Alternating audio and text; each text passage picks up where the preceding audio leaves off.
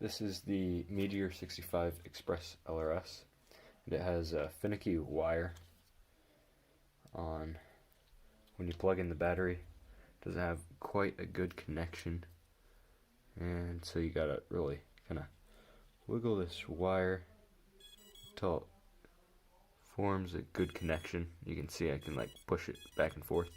So in this video I'm gonna try to cut this off and re-solder it on to form a good connection. First step here, I've just pulled the blue wire out. So you can see there, a little bit of wire in there and just pulled straight out. So now I'm gonna clean this up, chop that off, get some wire, then re-solder that connection. Alright, so I've trimmed off the wire, got a nice clean piece of wire there. That way I can put some solder in there, just solder that back together and hopefully get a good connection there. Upon taking a closer look, it looks like there's wire in there, so not necessarily the solder that broke, but maybe the wire that broke.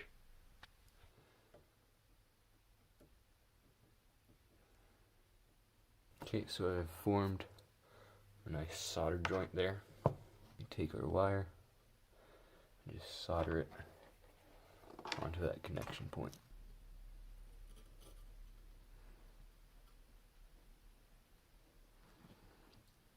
Boom, look at that.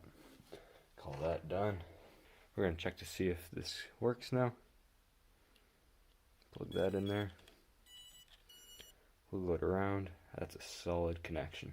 Now I'm going to throw some hot glue on there. Got my hot glue gun heated up. Take a little bit of heat shrink just to make it all nice and clean. Put the heat shrink on there. But the heat shrink will make it better to withstand the moisture, because hot glue isn't too good with moisture, so it'll add a nice barrier. So I'm going to hot glue it.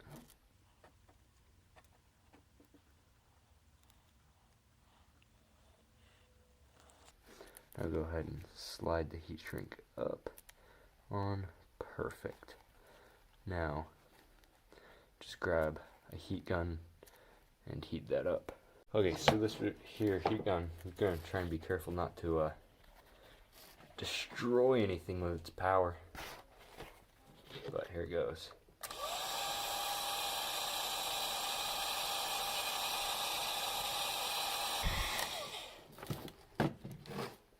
Done. And look at that. What a great improvised connection point. Resoldered it, put hot glue in there, put a heat shrink on there. That looks really crisp. Now final test, just to make sure that that is still working properly. Plug in the battery, and look at that. No problems to be had. Wiggle it around, no faults in there. That is brilliant.